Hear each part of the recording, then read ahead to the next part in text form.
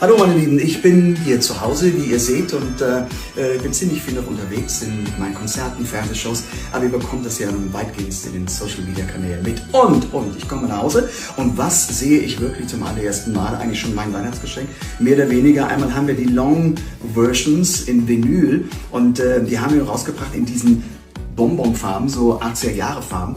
Aber ich bin total geflasht hier von diesen Picture Vinyls. Die sind so großartig und beide Seiten hervorragend im Grunde bedruckt. Und alleine die Haptik, das anzufassen, ist was ganz, ganz Tolles. Und es sind Sammlerstücke, also limitierte Edition.